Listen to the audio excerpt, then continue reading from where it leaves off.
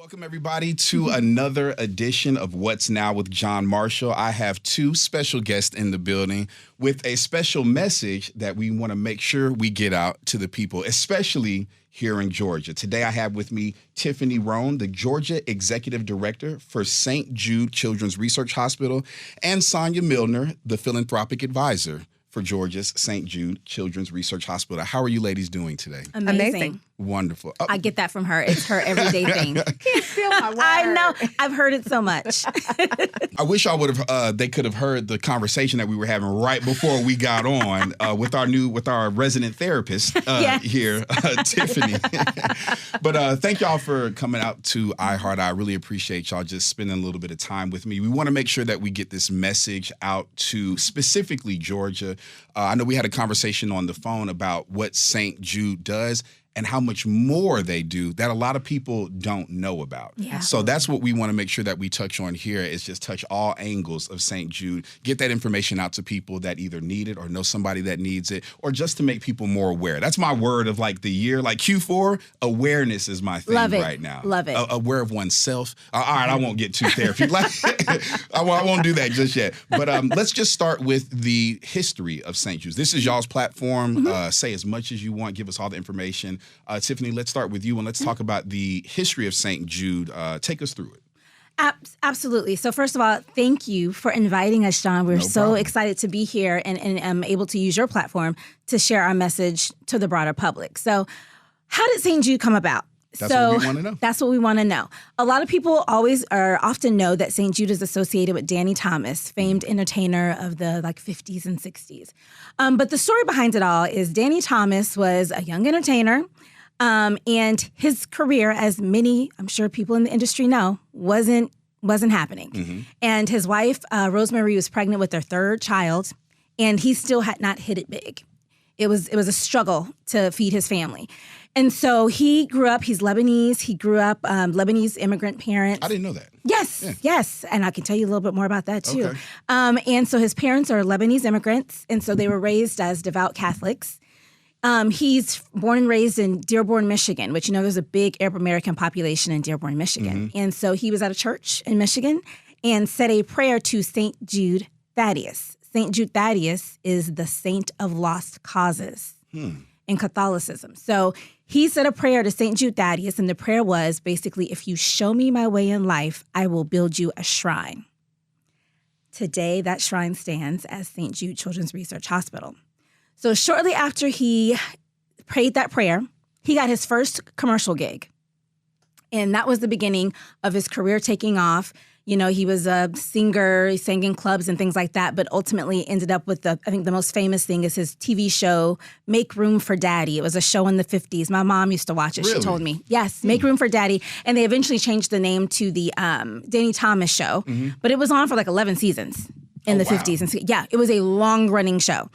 So that's his major claim to fame. And so once he, became an entertainer and really was making it big, he kept his promise to St. Jude Thaddeus. And he wanted to build this hospital. So he felt like his quote that we use all the time, no child should die in the dawn of life. Mm-hmm. And so he knew he wanted to create a children's hospital. Where that was, nobody knew where, nobody knew what for, but he wanted this children's hospital. And so him and his wife, Rosemary, used to actually travel across the country to whoever would have them and talk about this hospital that they wanted to build. Mm-hmm. Not only did he want to raise the funds to build the hospital, but he wanted the operating expenses of that hospital to be covered as well. So they toured the country for most of the early and mid 50s, just kind of galvanizing support for this. And eventually he ended up getting the financial backing. So the Lebanese part, Sonya and I are on the development side of the hospital, meaning we raise awareness and funds. Okay. We actually work for LSAC, which is an acronym, ALSAC. That stands for the American Lebanese Syrian Associated Charities. Now you can see why we call it LSAC, because we're going to say that all the time. Mouthful. So what Danny did was so we're two organizations. We have our own CEOs, but we're all linked to St. Jude Children's Research Hospital. All of the employees of LSAC, our only responsibility is to raise awareness and funds for St. Jude Children's Research Hospital. Okay. So one side's the 501c3 nonprofit side, that's us, and the other side is the actual research institution where the hospital and the research facilities are. So he got 100 of his Arab American friends in Chicago, actually, and I think it was like 1955. Okay. They established LSAC, which was the funding base for the hospital. And that's how the hospital came about. It opened its doors in 1962 in Memphis, Tennessee. So that was the first one? That is the primary hospital. Okay. So a lot of people ask me, I was just in Savannah yesterday, and one of our partners was like, Tiffany, did Danny have some kind of like a connection to Memphis? Like, why did he build the hospital in Memphis? Right. He does not have a personal connection to Memphis, but when he was trying to get support, there was a Memphis businessman that he was working with, and that person was trying to convince him that you need to open this hospital in Memphis. What really turned the tides for Danny was while he was in Memphis, for whatever reason, there was a story of a young black kid, a little boy. I think he was hit by a car, but they took him to the closest hospital, and they wouldn't treat him because it wasn't a colored hospital. And this is in the 50s? This was in the 50s. 50s, okay. That incensed Danny. And so he specifically decided to build the hospital in Memphis, Tennessee, because not only was it a haven for children to heal, but it also, he felt that, I guess what we consider today social justice. Right, yeah, that pull to... He needed to make a change there. And so... the hospital was built in 1962 right there in Memphis, Tennessee. And it was actually one of the first integrated hospitals in the country. Wow. So at that time, I think I'm kind of moving on to some other things, but at that... No, you're good. Keep going. This I'm a is really story. good. I tell things as a story. So it's one of the first hospitals to integrate in the United States. At that time, most African Americans, even if they had the right credentials, were hired as like orderlies and support positions in general hospitals, unless it was a colored hospital. We were one of the first institutions to actually hire physicians and nurses of color. Wow. It also went a long way in integrating the Memphis, Tennessee itself. Because if you go to St. Jude right now, so that's our primary campus, and you mentioned, is that the only hospital? So we have about 11 what we call sister clinics across the country. Okay. But the actual main hospital and our research labs and everything is in Memphis, Tennessee. Our campus is pretty large now. And back when we first started, we didn't have housing facilities. So now we have apartments. We have short-term, facilities, long-term facilities for our families to stay while their children are in care. But at the time, we didn't have that. So they used hotels and restaurants in Memphis. Well, again, we're talking about the 60s. Right. So when they went out to, broker deals for the families to be able to stay here, they were like, well, we'll take the white families, but that's it. We won't house your black families. And at the time, Dr. Pinkle, who recently, not too long ago, passed away, he was the first original medical director of St. Jude. He was like, no, you take all of our families or you take none. So they said, okay, fine. We'll take the black families too, but they got to stay in their rooms. They can't eat in our restaurants. They can't, be in the common spaces. Everything has to stay in the room. Again, he doubled down and said, no, either all of our patients have access to everything or none. What was his name again? Dr. Pinkle. Shout out to Dr. Pinkle. Shout out to Dr. Pinkle. Dr. Pinkle. Yes. And so they, St. Jude ended up not only integrating in the medical space, but actually helping to integrate the economy of Memphis, Tennessee by those types of actions. I had no idea. And I don't think a lot of people know that side of the history of St. Jude and how close and how much it parallels with just the Black experience. Yes. And Black history. Yes. And Black history. I had no idea about any of that. That's good information right there. We're going to make sure that people hear that. So let's keep things moving. Let's talk about the experience, the children's experience at St. Jude's. Can you tell me about that, Sonya?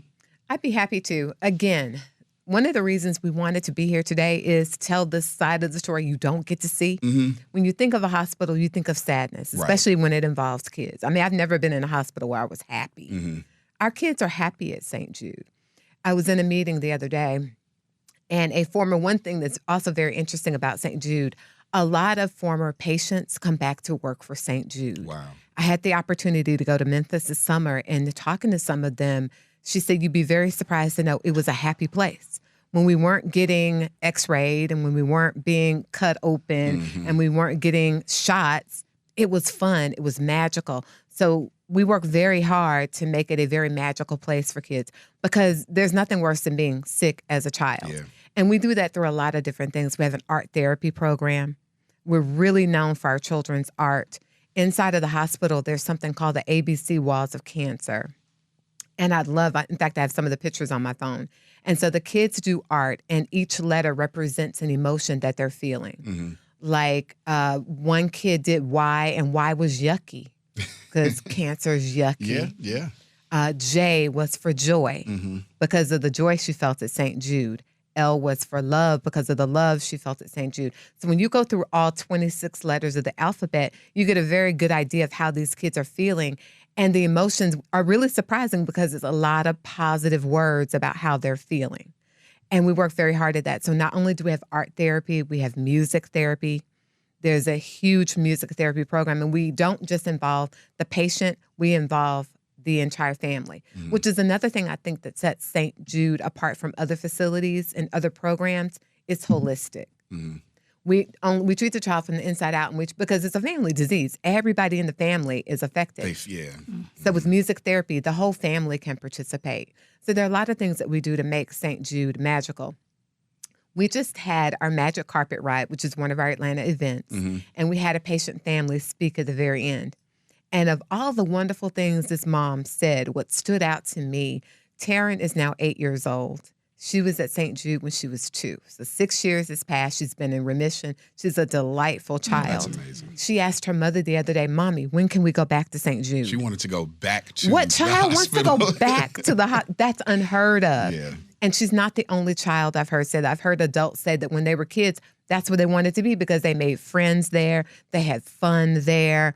And they were allowed to develop as kids there. They get education there. Kids graduate on time. Kids graduate unheard of because a lot of kids, if you're suffering an illness like cancer or the other illnesses that we treat, you miss a lot of time out of school. Yeah. So you might not graduate with your class. The majority of our kids graduate with their class because we have teachers, we have tutors, we have everything that they need to help them be successful. That's amazing. Now, with all that being said, in my mind, I go to, okay, this has to cost a lot of money in order to take care of these families, not just the children, but the families as well, and support them and have the music therapy and all these different programs. What kind of cost on the family is this? Our favorite thing to say, right? If you've ever seen a St. Jude commercial, you'll always hear them say, no family ever receives a bill at St. Jude for treatment, travel, housing, or food. So there is no cost. We are a fully nonprofit hospital, 100%. Whether you have insurance or you don't, you are welcome in. The criteria to be treated at St. Jude has nothing to do with finances, and it has everything to do with what the child has. Right. So as long as that child is under 18 years old and has a disease that we either have are researching or have a protocol developed for, they can be admitted to St. Jude. Not a penny. That is, I feel like something in me is like, why aren't more hospitals like this? You know, I feel like It's a very unique model. the holistic approach, the healing. I don't know why, but I just feel like you get better quicker or just more efficiently or just, I don't know if it's in my mind or if my mind's playing tricks on me, but I just feel like you get better it's true. faster somewhere like that where you can feel the love and you can feel the nurturing and I just, it's very different. Can I share a story to piggyback with Yeah, what? absolutely. I mentioned I had the honor to go to, we have a national training meeting every year at the hospital. And the takeaway for me was being able to talk to the doctors and talk to the nurses and hear their passion for our kids. A nurse shared a story. And Tiffany, because I'm a crier, so Tiffany, if I start to cry, throw something because Tiffany will be really we mad. got you. We got some tissues, y'all. She loves to cry. But it's hard not to cry when you hear these stories. A nurse told a story that was so amazing. There was a family, a mom, a dad, a little girl, and they were being admitted into the hospital. And it was the normal process where you fill out the paperwork. So the mom and the little girl went back for treatment. The dad stayed back to fill out all the paperwork. So he walked over to a chair and he just kind of collapsed in the chair. And as she watched him, she felt something was askew. Something wasn't quite right with him. And she walked over to him, and she described him as a really big football player, burly kind of guy. Big old guy, you know, take charge, take care of my family kind of guy. That stuff can weigh on you. Absolutely. And so she walked over to him and she said, "Are you okay?" And she said, he handed her a note card. And on that note card, he had written down every asset the family owned. And there was a price to it. So their house, this is how much it's worth. Their boat, this is how much it's worth. Everything, the child's bike, just everything. This is how much it's worth. And then there was a total. And he handed her the card and he said, "This is everything we own, but I'm still afraid it won't be enough to save my baby." And you can imagine as a dad, the provider, I already know. you gotta, you want to do what you can, but then everything. And what do you do when you're willing to sacrifice everything you have, but you feel it might not be enough? She knelt down to this big burly guy who had tears in his eyes, and she said, "Sir, you're at St. Jude." This is where I get. Look, I'm about to jump. She said, "Sir, you're at St. Jude. We don't take your money here." And he was like, "What?" She said, "Put that away. Everything your daughter needs is already paid for." How amazing is that? I met a guy at an event, and young guy, Tyler, he was telling his story about St. Jude, and he's now a sophomore in college. He was at St. Jude his senior year in high school. And there was a Q&A after, and someone said, "Tyler, how much did your medical treatment cost?" There was a gasp throughout the room. He said, $10 million. My goodness. An average cancer patient, child's cancer treatment is 2 to 3 years. That's average. So $10 million is a very common number. Right. Wow. But can you imagine $10 million per child? Would have bankrupt even the most wealthy family. Yeah. So Tyler was a sophomore in college. Had it not been for St. Jude and his parent not paying a dime of that $10 million, he would have had to come out of school. It would have affected the whole family. You know, the daughter who's taking ballet lessons, you can't afford that anymore. But $10 million worth of care. Tyler is now thriving. A sophomore in college, his parents paid $0. That's how huge it is. That is amazing. I just, that story, being a dad, I have a 16-year-old and a 2-year-old, 2.5-year-old. Wow. 2.5 was oops. Bless you. Bless you. Right. That's my baby, though. She taught me how to love. I can just, when you were telling that story, I was putting myself in that position, and I haven't had, I got a little bit of money now, not a lot, but I've a lot longer have not had money than I've had a little bit that I do now. And I can only imagine walking into a hospital for even something less than cancer, much less cancer, and just thinking to yourself, I don't know how I'm going to pay for this. I don't know how I'm going to save my child, who I would give my life for, give my limbs for, my organs, anything. And to have somebody walk over to me and say, "You're good."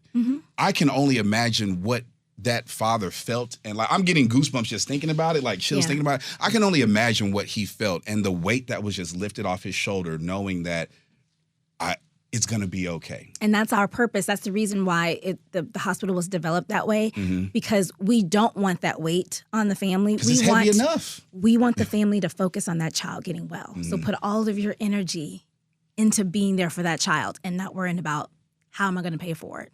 Is it going to be enough? That's amazing. Let's continue and talk about some of the things that people don't know about St. Jude. I know the survivorship program.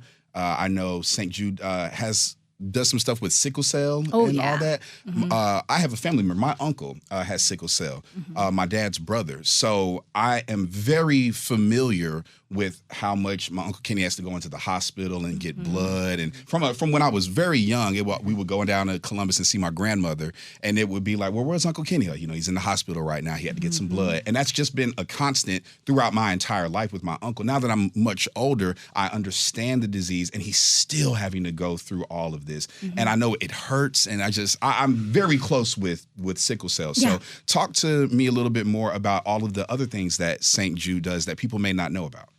Yeah, so sickle cell is one that's near and dear to my heart.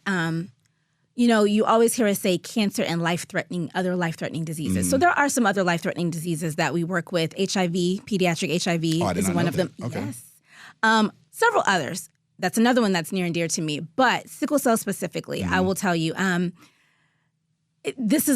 sickle cell, as you said, is something that's most common. And shout out to your uncle that he's still living, because we even know today, even with the mild advancements we've had in sickle cell, the average lifespan is still around in their 40s. And we know it affects us Black people. So that's the thing. Disproportionately. It affects Blacks, number one, Hispanics, number two, and people like Indian, Middle Eastern, particularly like Mediterranean, Indian, Middle Eastern are the third. So it's all Black and brown people. Right. It's a Black and brown people disease. And like you said, it's extremely painful. My college roommate had sickle cell. Okay. My dad and my brother both had the trait. I've seen it all my life. And that pain comes from just like quick science trick, right? So your blood vessels, your red blood vessels or blood cells are like round and fluffy, bounce around the body, flow around the body. But when you go into what they call crisis, which is if you have active sickle cell disease, you go into crisis, it's your blood cells turn from round balls to a sickle, like a crescent moon. And they catch, right? So it's these ends are bumping your joints, your muscles, it's just bumping around your body because your blood's still flowing, but it's a whole bunch of sickles flowing instead of like fluffy balls. So that's where that pain is coming from. And the hardest part about sickle cell, because it's a Black and brown disease, especially in like the United States, when you go into crisis, you're probably going to end up in an ER and you're in horrific pain and you're telling them, I'm in pain, I need medication, because that's the one thing that you have to do is, unfortunately, with sickle cell, they got to dope you up. That's kind of, how we get you past. I mean, there's other things, but the comfort, we just have to, they morphine, highly medicated. But because it's Black and brown people, they're often, and sickle cell is not something you can see. Like somebody doesn't look a certain way when they're in crisis. So it's all internal. It doesn't manifest on the outside. Yeah. So they're treated as drug seekers. And so that's the hard part of living with sickle cell, particularly as an adult, is especially at an ER where it's not your doctor, it's not somebody who knows your medical history. At an ER, they're taking your word for it until they can find out otherwise, right? Well, they're trying to. You seem like you're trying to just get. Get in pain here and meds. get some, So that's a hard part about the treatment. But St. Jude's history with sickle cell, to get to St. Jude part of it, is it was actually the first grant that St. Jude had before they even had a cancer grant. Really? The first grant that they had was sickle cell disease, or for sickle cell disease. And we actually kind of bringing it to Georgia. So the pioneer of St. Jude's sickle cell program is a gentleman by the name of Rudolph Jackson, Dr. Rudolph Jackson. And actually, I was just with his daughter before I came here. Really? His daughter, Kelly Alexander, lives here in Atlanta. Cool. He has 3 kids. One of his daughters lives here. And I was just talking to her. I had to drop some stuff off to her house. Dr. Jackson passed away 2 years ago. But he was handpicked by Danny Thomas and Dr. Pinkle that I talked to you about Pinkle, before. I love his name. I know. They hand-selected Dr. Rudolph. He was a very passionate pediatrician who had a specific interest in sickle cell disease along with solid tumor disease, which was a very tough to treat type of cancer. But he had a passion for that. So they recruited this man. Now, mind you, Dr. Jackson's originally from Richmond, Virginia. He went to Morehouse undergrad. I went to Morehouse. Okay. All right. So he went to Morehouse. Tigers. There you go. And then he went to Meharry Medical School. So he's just HBCUs all over. I love it. And so he had a family, has 3 kids, a wife. They convinced this man to move to Memphis, Tennessee in 1968. Ooh. That's rough.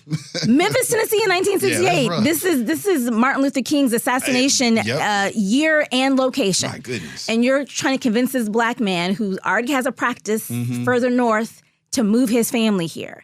But he had such a passion for sickle cell that they wanted him to come and run and develop the sickle cell program.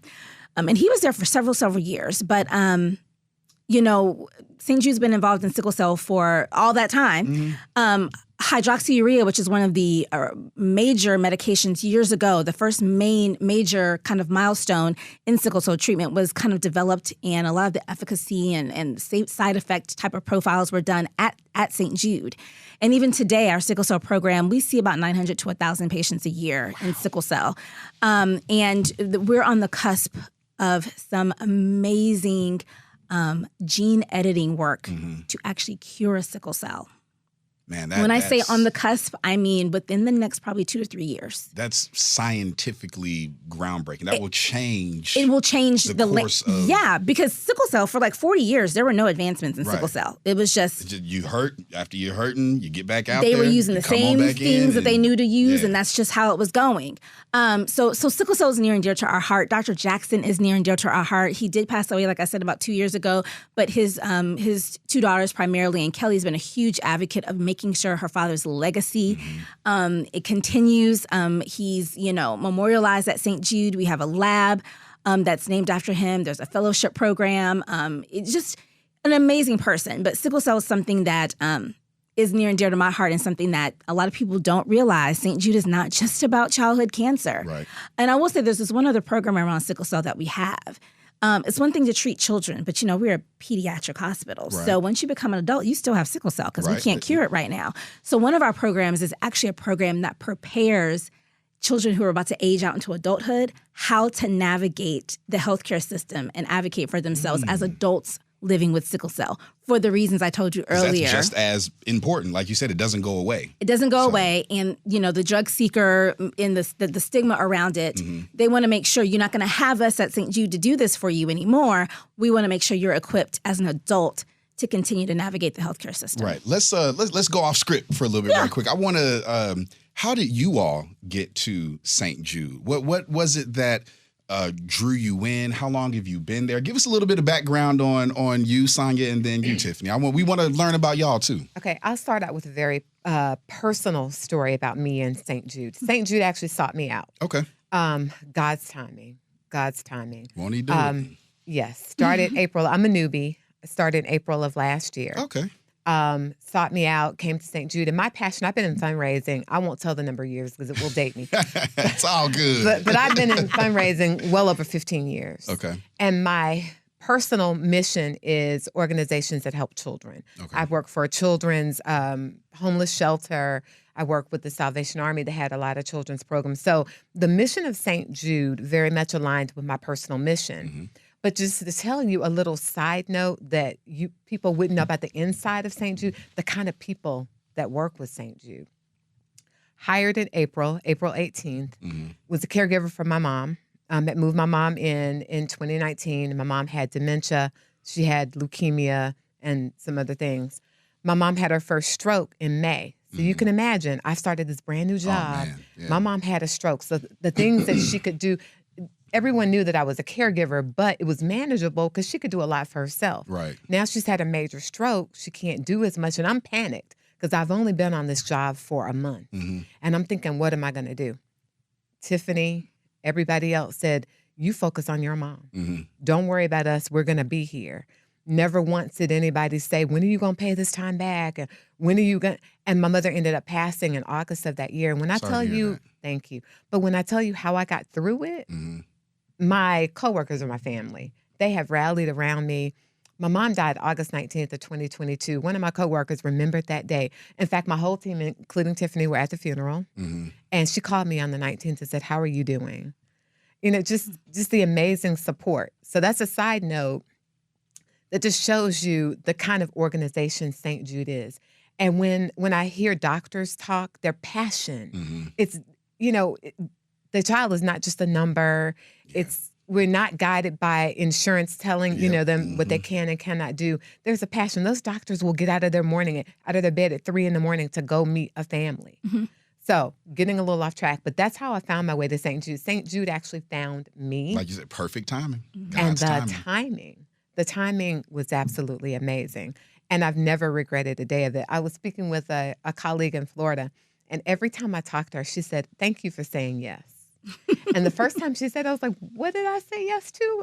Am I saying yes to that? She said, thank you for accepting the job and accepting the mission. That must be Yvonne. It's Yvonne. Of course. It sounds like an Yvonne thing. Shout out to Yvonne. Yes, we love Yvonne. It's Yvonne. But it's just an amazing culture of people. And like I said, I've been around the workforce for a long time. I work with several nonprofits. I have never, ever in my life work with somewhere like St. Jude, because not only does St. Jude care about the children and the families and the patients, they genuinely care about the people who support the mission. Y'all make me want to come work for St. Jude. Y'all got some openings. It's an amazing place. It's an amazing place. So, Tiffany, what about you? How did you get into St. Jude and just this area and this industry? So, industry and St. Jude, two different things. Okay. So I started out in pharma. Graduated from FAMU. Shout out to the Rattlers. Shout out to the 100 Rattlers. out there. Okay. Yes, all of it. I got my undergrad and my graduate degree there. Cool. And I went into the pharmaceutical industry. Okay. And I worked in the pharmaceutical industry for about 13 years. My mom's a retired pharmacist. Really? Yep. Okay, shout out to, FAM has an excellent pharmacy program. She went to Xavier. Oh, they have a phenomenal, all around. Right? They have a phenomenal program too, though. But so I worked in the pharmaceutical industry for about 13 years, and kind of 10 of those 13 years was in HIV. Okay. Oh, that's why you said it's so close to you. Okay, got you. Yes. So I worked in HIV here in Atlanta. I've always been here in Atlanta. And I left the pharma industry and got into nonprofit. I ended up working for the AIDS Healthcare Foundation. Okay. So I was the regional director for the AIDS Healthcare Foundation. Unfortunately, I, for the first time in my life, got laid off and found myself without a job. So in that interim time period, I went to work. It was perfect timing. I'm a Delta as well. Shout out to all my stores. Okay, do I know your mama? We need to know each other. This is amazing. And so I, at the time, our CEO and national president, Beverly Evans Smith, she lives here in the Metro Atlanta area, and she needed a new special assistant, which is kind of like a chief of staff kind of thing.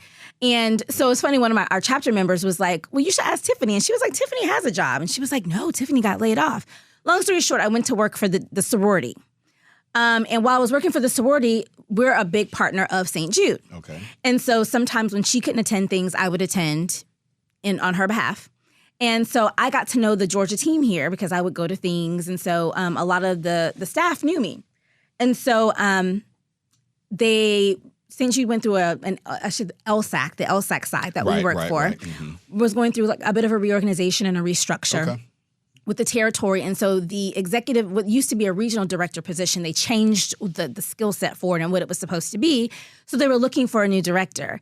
And some of the team members were like, Tiffany, you really need to apply for this. Like, I think you'd be great for this. I think you'd be great for this. So went through a series of interviews. Long story short, I ended up getting hired, but I was a volunteer at the time with the Georgia team. So like the very gala that we have coming up this year, I was on the committee for that. And I was a volunteer. And I went to St. Jude as a volunteer. This was pre-COVID.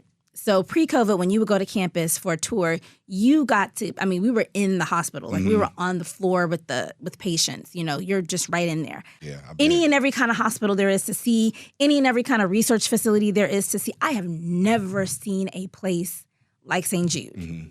So they've got me. Gotcha. Now, you said y'all have, did you call it sister clinics or sister? Yes. Where are those located? Oh, gosh. The closest one the closest one here to us is Charlotte. Okay. Now, we have research partners all over. So we've partnered here in Georgia with CHOA, Children's Healthcare, Emory. So several partner clinical trials and things that we've done all over the country, but the closest sister clinic is Charlotte. Okay, cool. Gotcha. All right, well, let's keep moving. I just want to get a little bit of background on y'all and see how y'all got into St. Jude. Let's talk about the survivorship program, and then after that, I'm not sure what this is. I've never heard of Domino's Village before, so I want you to tell me about Domino's Village after we touch on the survivorship program. Yeah, that's the good stuff. Survivorship program, essentially. Another thing you may hear is when you're a St. Jude patient, you're a St. Jude patient for life. And another interesting thing is today, Cedric called me. So Cedric is, God, I always forget his number. He was like patient number 700 and something at St. Jude. He lives here in Atlanta. 762. Wow. There you go. And he's so that means that's pretty early on, right? Yeah. Yes. He had cancer as I think he was about 3 at the time. He lives here in Atlanta. He's still with us. He works for the CDC. Tells me every year he's retiring, haven't yet.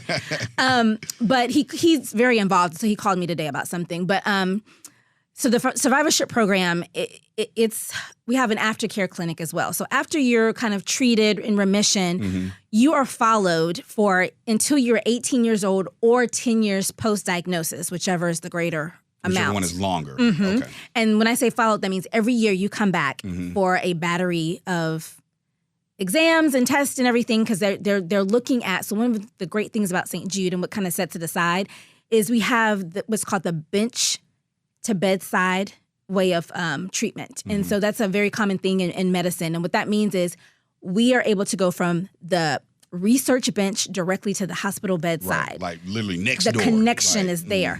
And so we always think of that as like research comes out and then you see people get these treatments in hospital, right? But we forget it also feeds back. It's a cycle, because the outcomes that we're seeing with these patients long term, we get the data back so that we can tweak and refine therapies so that they have less side effects, less long-term effects, shorten courses of therapy, get more targeted with therapy. So our survivorship studies, that's what the point is. We want to see what the quality of life are for our survivors, not just that they survived, but what is their quality of life? Right. So you come back every single year, and then even past that, they're still periodically checking in. So like Cedric still gets checked in on periodically, and he's in his 60s, you know?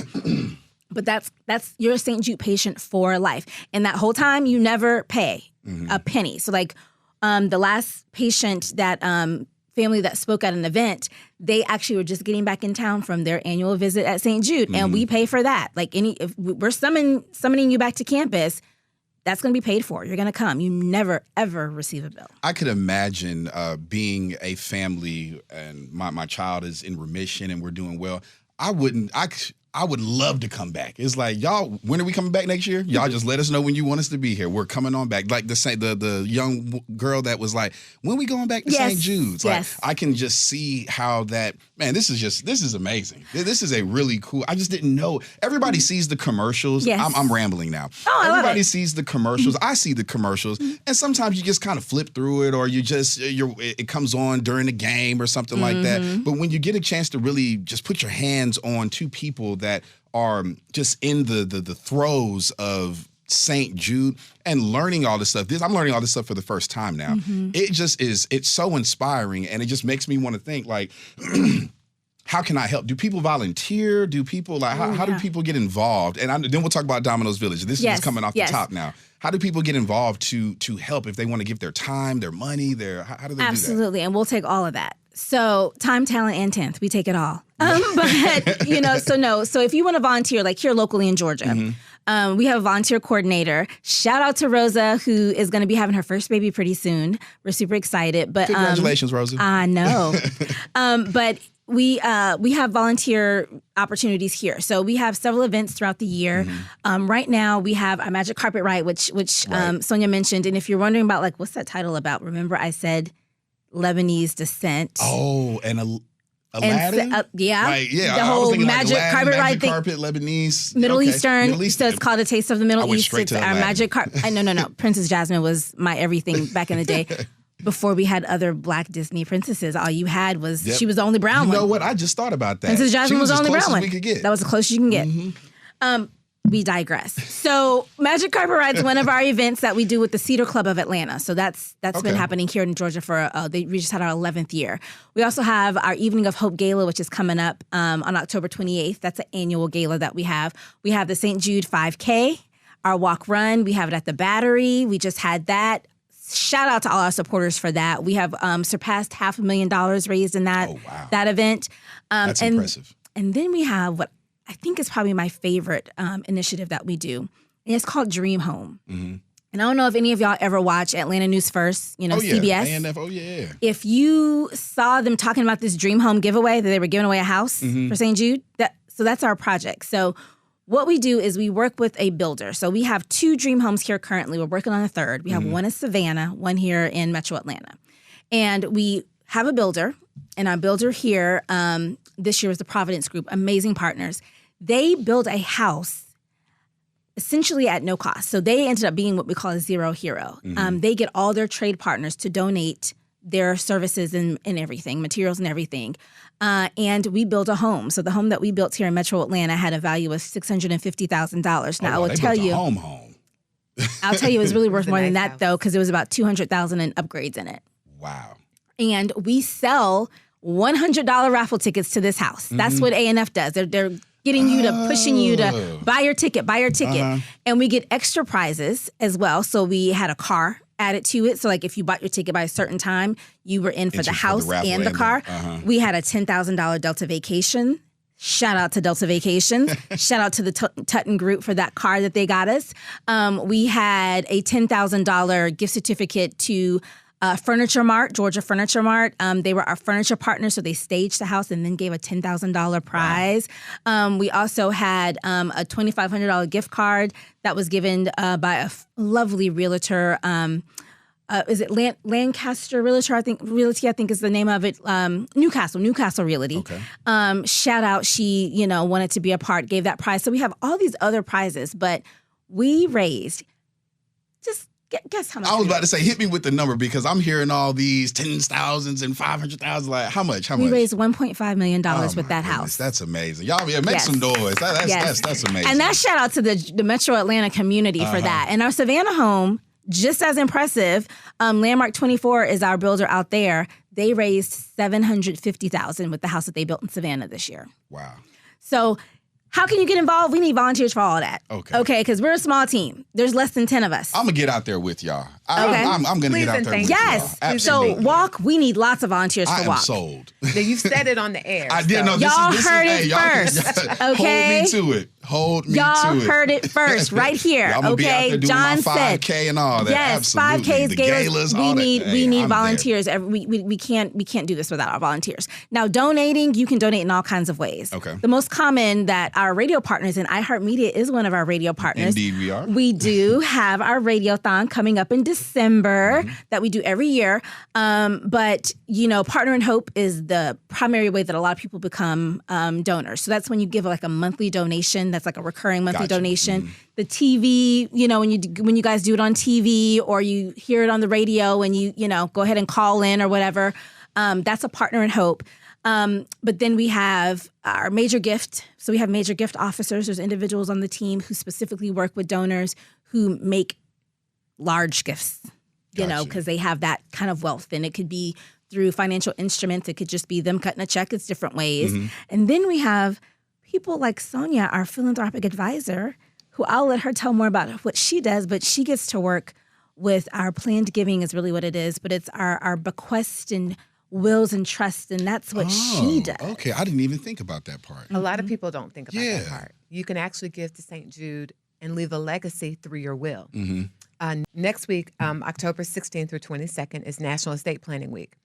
66% of people don't have a will.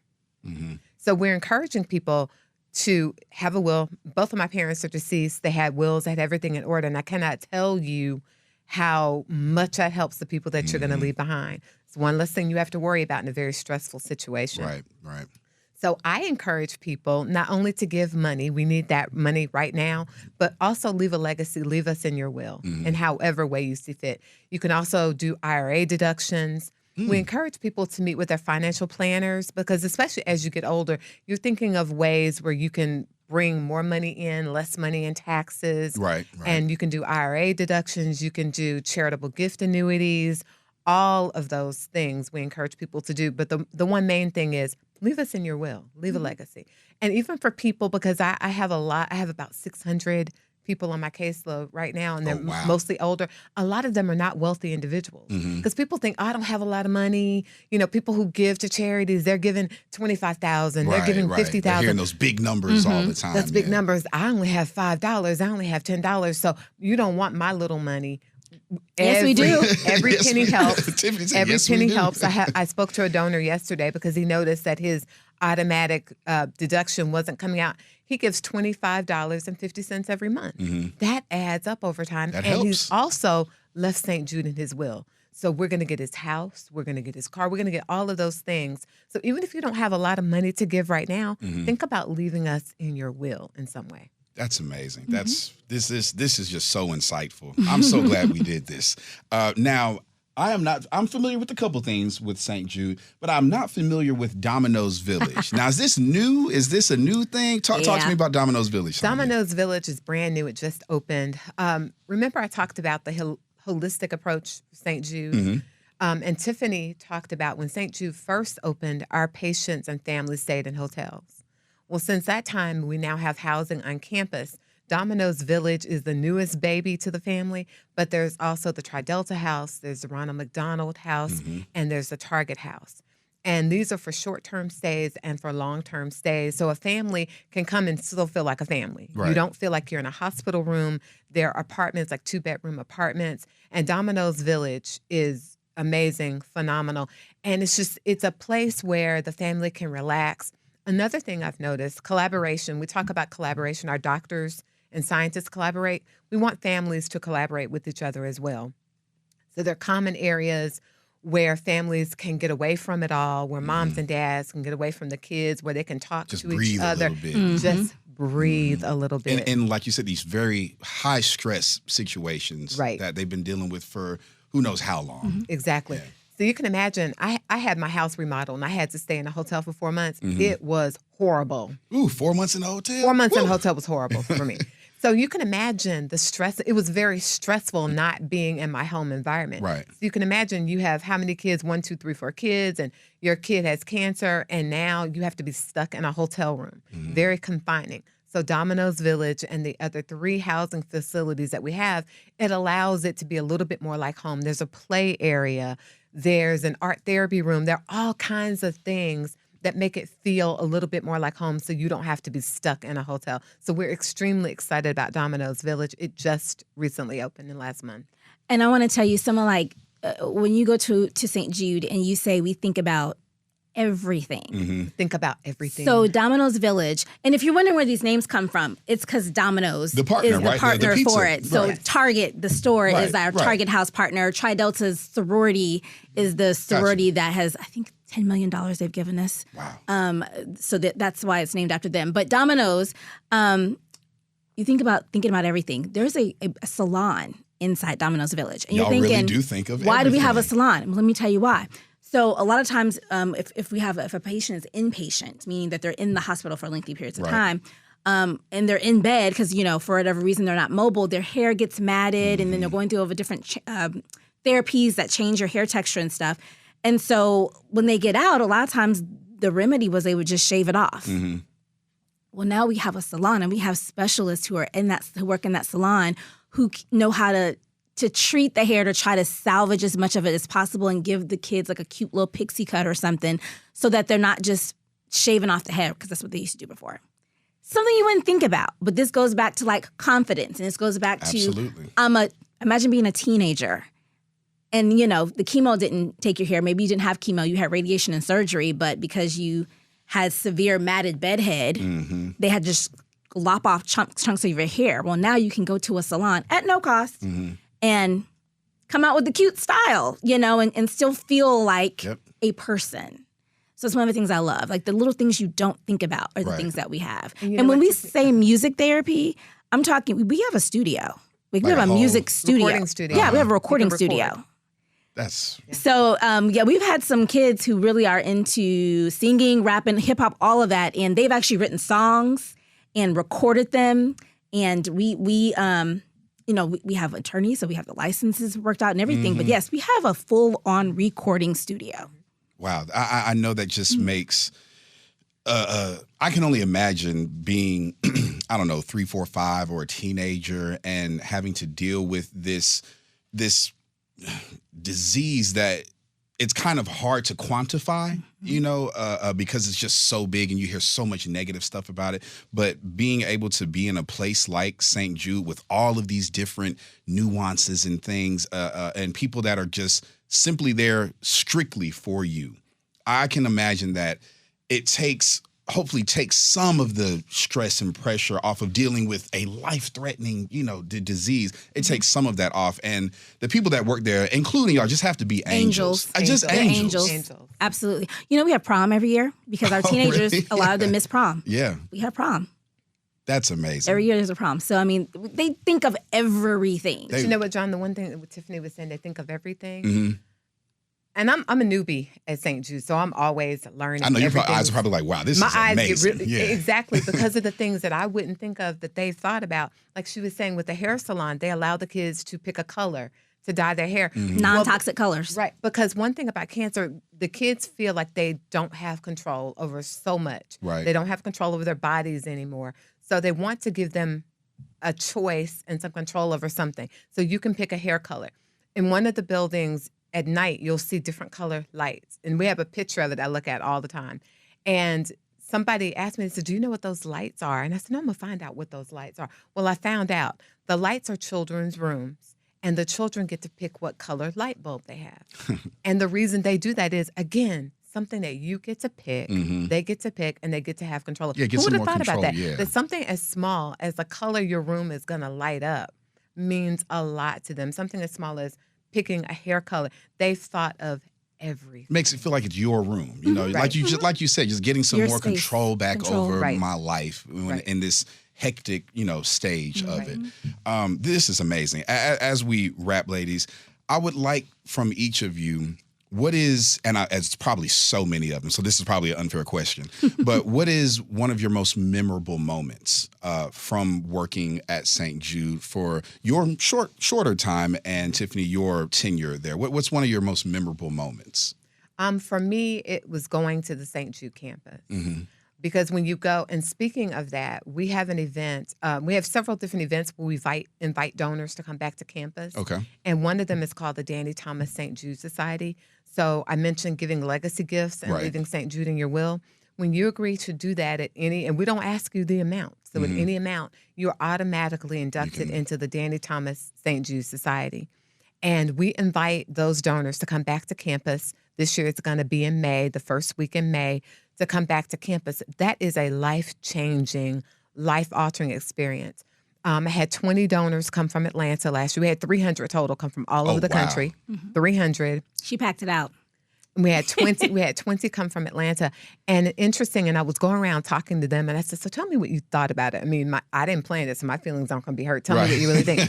They were all amazed. And one donor said to me, she said, "You know, I've been giving to St. Jude for years. I can't even count the years. I had no idea all the wonderful things you do." She said, "I'm going to start giving more, and I'm going to get my friends to give." And that's talking about what do we need? We need advocates. We need people to help us get the word out. Word of mouth is everything. We need people to know that we're here in Georgia, because of course you know that we're in Memphis. Right. We need for people to get the word out that we're here in Georgia. We're doing amazing things with the events that Tiffany told you about that we're doing here. So my most amazing part was just going back to campus and meeting with the doctors, meeting with the nurses, meeting with the scientists, and just hearing their passion for the kids. I mean, it brought tears to my eyes, literally, how passionate they are, how much they really, really care about It has kids. to be life-changing. It God, really it's does have to be life-changing. life-changing. I told you, I you came can't go back. there and come back the same person. You don't know? come back Cannot. the same. It's possible. You're not human if you're able to. Right. Like, really, we have seen grown men in pure tears, and it's fine. We cry all the Sonya time. almost got me a little earlier. We cry all the time at St. Jude, but it's not always bad tears. Right, it's right, just right. overwhelming tears, you know. I will say my most memorable moment, and something that Sonya said, letting people know that we're here in Georgia too. We're a hospital without borders. So one thing that we never want people to do is to fixate on the fact that St. Jude physically is in Memphis. Right. Our patients come from all over this world. If you need us, we will get you there, period. The hospital is open 24 hours. Most of our patients, they show up, they don't get there till 2, 3 o'clock in the morning. And whatever mode of transportation we have secured and provided them. And your care team is standing there waiting for you when you get there. And I'm very serious about that. But my most memorable moment, God, there's been so many, and I haven't even been at St. Jude a terribly long time. So I've only been the director for about 2 years. Okay. Volunteered for, some years before Right. that. But I would have to say, outside of my first experience at the hospital, one of the things that really got me, we oftentimes talk about the success stories. And the fact of the matter is, yes, we have changed the overall cancer survival rates from 20%, which is what they were in 1962, to 80%, which is where they are now. Okay, so that's amazing. Right. But it's not 100. And I think the thing that got me the most was the first time I personally spoke with a couple whose child didn't make it. One of those 1 in 5 that still don't make it. And the thing that got me about it wasn't necessarily the loss of their son. which of course is devastating. Right. But it was the fact that they are such huge advocates of St. Jude still. And they're like, look, our child didn't make it. However, St. Jude gave him the best additional 5 years of his life that he otherwise would not have had. And I remember the father telling me, you know, I don't want my son's life to be in vain. So this is why I'm still out here, because I know that even though he didn't make it, they gave him more time. And what they've gathered from his particular illness and how things manifested, that's gone back into the research so that the next child has a better chance. And that got me, because it's one thing to be able to say, I support St. Jude because they saved my child's life. But when it didn't happen and you still are out here, that shows you that place is a place that's special. That's my favorite That's moment. amazing. Ladies, thank you so much. Thank you. For just coming on the show and just enlightening myself. I love learning new things, especially things that matter. And this matters. And it matters for multiple reasons, just for the human race as a whole.